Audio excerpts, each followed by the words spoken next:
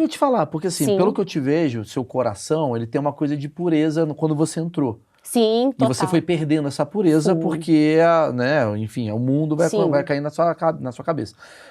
Você sente que essas pessoas entraram também com essa mesma pureza? Sim, muitas tinham o mesmo desejo, só que quando você entra lá, ou você abraça o sistema, ou você se rebela contra o sistema. Igual a política. Isso. E você se rebelar contra o sistema é você ter uma vida à base de sofrimento. Se você for a favor do sistema, você vive de boa. Você vai ser acolhida, você vai ter oportunidade, porque você tá batendo palma. É minha teoria sobre ditadura, sabia? E agora, se você faz contra, não, essa daí não é de confiança. Essa daí é rebelde, essa daí é do demônio, porque quando você questionava, você estava com Satanás.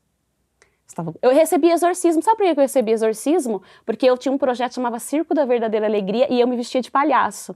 E juntava várias pessoas leigas e a gente até andava pelo Brasil apresentando o projeto, só que eu pintava o meu rosto com maquiagem de palhaço. E as freiras começaram a falar que eu era vaidosa por causa de tinta. E aí eu tive que passar por exorcismo porque eu fazia um projeto de palhaço. Teve uma freira lá dentro do convento que falou, palhaço é do demônio.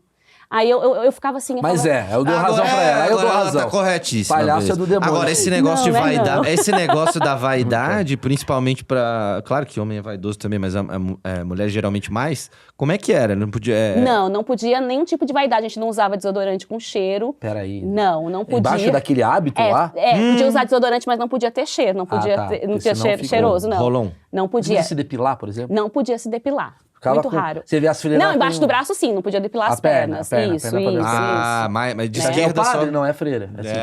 Não. Mas na congregação que eu estava, pode ser que em outras congregações podia. Nessa questão eu não sei de outras não é uma congregações. lei pra todos? Não. Aí tem congregações que são um pouquinho mais liberais nessa questão. Tem congregações que a freira nem usa hábito, ela usa roupa normal. Então, Você fica nua, andando. não, ela usa tipo calça jeans, ela pode usar Sim. calça jeans, camiseta, então depende de cada ordem. A que eu estava era extremamente radical. Então o cabelo era curto, não existia... Maquiagem não pode? Nunca, não existia nada disso. Não existia absolutamente nada. Roupa tinha o quê? Só os hábitos? Só hábito. A gente usava uma saia, como que era? A gente usava uma saia que chamava anágua, depois a gente usava um hábito, uma camiseta branca, uma camisa, uma golinha por baixo, um hábito, um escapulário.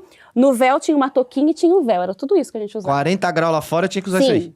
Jesus. E ainda quando era solenidade, uma capa que cobria o corpo inteiro, assim. Tipo a do Batman. Por isso que no Rio de Janeiro a galera tá... Não, o pessoal não quer ser freira lá, não. Não dá. Não era fácil. Você tava falando agora da doação, que eu acho que é muito importante, porque Sim. tá sempre associado com política, coisa toda. Você tem noção de quanto... Obviamente você não pode falar, mas assim...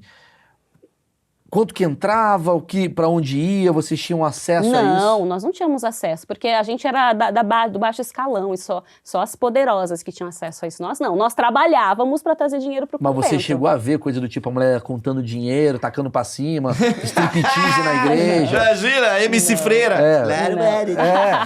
Não. Gustavo Lima chegando numa Lamborghini.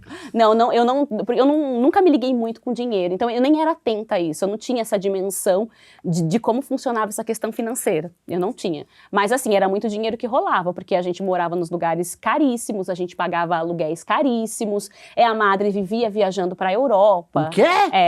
Então assim, tinha muita questão ali, que nem eu falo, a gente transitava entre uma vida simples, comedida, e uma vida da alta sociedade, com pessoas por exemplo, se você chegasse lá, você tem dinheiro, o seu tratamento era completamente diferente de uma pessoa simples. Uau, completamente. que triste ouvir e isso. aí, as irmãs que eram destinadas para te atender eram essas, porque elas já sabiam como agir. Eu não atendia as pessoas da alta sociedade, porque eu não ia com aquele desejo de manipular para conseguir algo. Mas para vocês tinha uma coisa, pelo menos um certo conforto? Do tipo, hoje vai ter lasanha, uau! Ou é uma coisa meio... Era nas solenidades que a gente tinha uma alimentação mais diferenciada, mas lasanha era muito raro. Nem me lembro de ter comido lasanha Qual que era a na minha alimentação época. de vocês? No dia a dia, É. a gente comia pão que a gente ganhava numa padaria, pão adormecido. E leite, que a gente ganhava também da prefeitura. Enquanto a madre, ela acordava, ela tinha biscoitinho, polenguinho.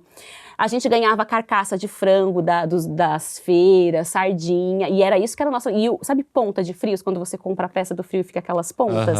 Então a gente pegava aquilo de doação dos hortifrutis, as coisas que eles retiravam, a gente cortava metade e comia. Era esse nosso tipo de alimentação no dia a dia. Quando era solenidade, uma festa, tinha uma coisinha um pouco melhor, um frango. Mas falar pra você que eu me lembro de ter comido uma lasanha, de ter comido um churrasco à vontade, isso eu não me lembro no convento. Na minha época, hoje é uma outra questão. Lanche, por exemplo, no McDonald's, isso nunca, só se a tua família te levasse. Né? Se tivesse uma festa no convento, você não podia comer daquele alimento da festa, tinha que comer, por exemplo, na Expo Católica, é uma feira muito grande, e a gente foi expor lá, e as irmãs colocaram um estande de comidas, de pastel, e tinha um estande dos produtos que ela vendia. E eu trabalhei 4 dias direto lá, e no final da feira, a Madre falou assim, hoje vocês podem comer um pastel. Aí a gente foi lá pegar o pastel. Quando eu fui pegar o meu pastel, fui pegar um sachê de ketchup, a freira segurou na minha mão e falou assim, isso aqui é pra quem paga, e fez eu soltar o sachê. Então assim, era muito difícil a questão da alimentação, porque era restrita, sabe? Eu tô com fome, vou lá na geladeira pegar uma coisa, isso nunca, não existia. Só às 7 que vai ter o Só jantar. no horário, só no horário. E como é que era a sua semana? Você, tipo, tinha uma folga? Não existia folga, a gente trabalhava de domingo a domingo, segunda a segunda. A gente trabalhava nos lugares da semana que era, por exemplo, paróquias, a gente trabalhava em escritórios da Ajuda à Igreja que Sofre, no meu caso, e chegava no final de semana, tinha as evangelizações, então você tinha que viajar para lugares para fazer pregação, fazer retiro. Então não existia dia de folga. Lazer? Não, muito raro, muito raro. No final do ano que tinham 5 dias, que chamava convivência, 5 dias de descanso, que aí você ficava um pouquinho mais de boa lá em algum lugar que elas conseguiam, que tinha piscina, você ficava de boa, 5 dias só. Mas, por exemplo, sua família? Férias só de 3 em 3 anos. E minha família podia me visitar, mas eles não vinham porque eles moravam longe, então era muito raro. Mas a visita era assim, no domingo à tarde, para quem tinha perto. Domingo à tarde, ficar umas 2 horinhas ali e depois ir embora.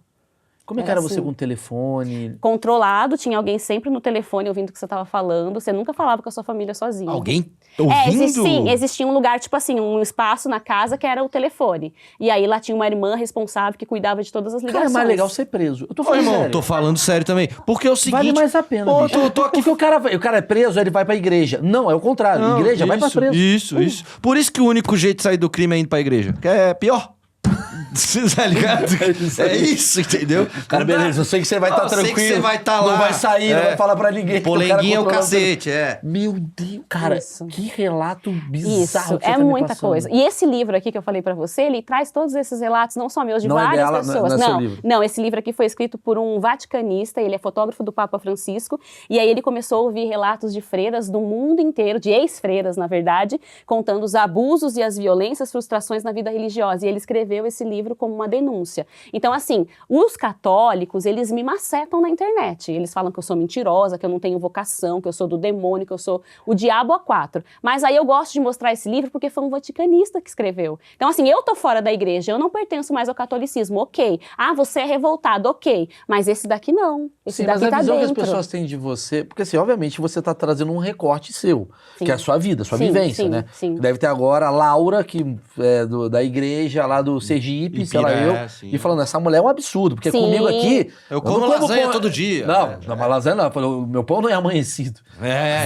Sim. Aí tem muitas irmãs que também falam. Mas tem muitas irmãs que entram em contato comigo falando obrigado também por você ter falado. Ou muitas vezes que saíram que falam, é isso daí, entendeu? Eu tenho tudo isso. Tem pessoas que me criticam e tem pessoas que falam, legal, que bom que você deu voz. Porque é um tabu religioso. Se você procurar no YouTube, ex-freira, só tem eu.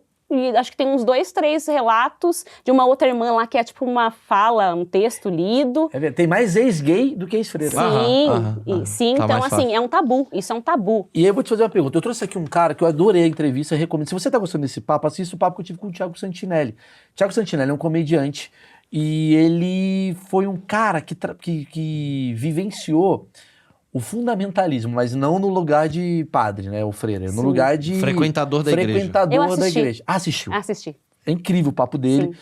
Abriu pra caramba a cabeça de muita gente, Sim. porque ele é um cara que... Cara, não podia ver o Rei Leão, aquelas coisas que você tá me falando e tal. Ele, Era do demônio, a Disney. ele foi contando Isso é real. e tal. Ele foi contando. No catolicismo também. Só que o papo que eu achei interessante é que ele, por ter sido muito radical desse lado, quando a cabeça dele abre, ele se torna um radical. Ele até fala, pô, eu amo Jesus, eu Sim. acredito, mas eu sou muito. Ele é muito puto contra a igreja. Sim. E aí eu faço essa pergunta pra você. Uhum. Tu sentiu isso porque você é uma pessoa que estava lá, vivendo uma realidade que você acreditava.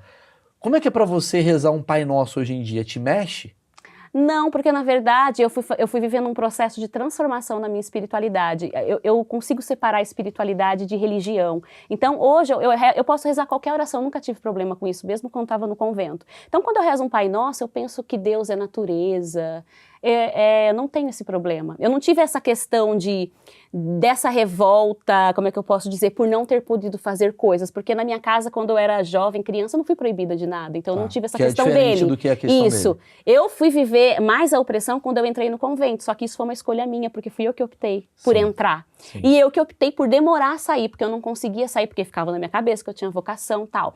Então, foi um processo, mas eu não sinto aquela revolta, eu não sei onde, não é isso. Eu só quero viver a verdade. Para mim, a verdade é você viver a sua espiritualidade e não usar dela para ter benefícios próprios. Eu acredito em Jesus, no Jesus essência, nesse que fala, nesse que é lutador, nesse que foi morto por 2 sistemas políticos e por uma religião, Que é a né? antítese do que essa galera Isso, que você tá me falando faz. Totalmente diferente. Então, quando eu comecei a ver, lá em 2018, elas defendendo essa ideologia, eu já comecei a questioná-las, porque eu ainda tinha contato com algumas que eram as minhas amigas. Comecei a questioná-las e elas não queriam diálogo comigo. Eu falei, mas peraí, não quer nem diálogo? Aí depois, quando chegou essa outra eleição, depois de tudo que tinha acontecido no Brasil, porque 2018 eu até entendo, todo mundo tava puto e queria um novo, e não sabia o que tava por vir. Ok, mas depois, na segunda vez, a gente já sabia o que nos esperava. Então, quando eu vi elas fazendo jejum e falando assim, quando perdeu, ai, não sou culpada, como é que é?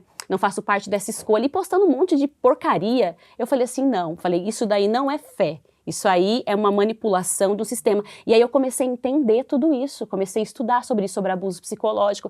E aí eu fui entender que o que eu vivi no convento foram vários abusos psicológicos. Caiu a ficha em algum momento? Caiu.